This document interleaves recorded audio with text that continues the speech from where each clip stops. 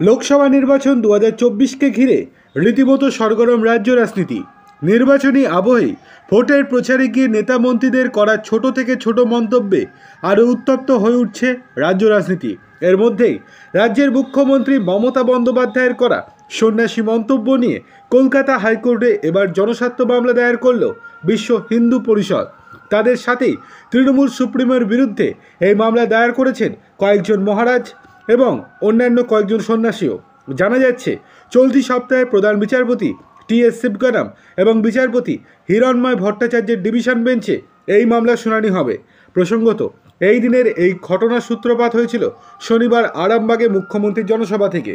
সেখানে তিনি সরাসরি নাম করেই রামকৃষ্ণ মিশন এবং ভারত সেবাশ্রম সংঘের কয়েকজন সাধু সন্ন্যাসীদের সম্পর্কে বিস্ফোরক মন্তব্য করে ডাইরেক্ট পলিটিক্স করার অভিযোগ তুলেছিলেন।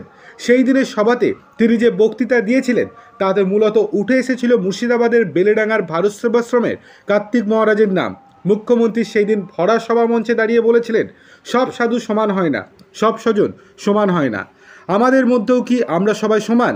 এই যে বহরমপুরের একজন মহারাজ আছেন, আমি শুনেছি অনেক দিন ধরে কার্তিক মহারাজ। ভারত সেবাশ্রম সংঘকে আমি খুব শ্রদ্ধা করতাম। আমার শ্রদ্ধাক্ষের তালিকায় তারা দীর্ঘদিন ধরে আছে, কিন্তু যে লোকটা বলে তৃণমূলের এজেন্ট বসতে দেবো না, সেই লোকটাকে আমি সাধু বলে মনে করি না। তার কারণ সে ডাইরেক্ট পলিটিক্স করে দেশটা সর্বনাশ করছে। ভোটের আবহে মুখ্যমন্ত্রীর করা এহেন মন্তব্যে তোলপাড় পড়ে যায় গোটা রাজনৈতিক মহলে। দেশ জুড়ে শুরু হয় নিন্দার ঝড়।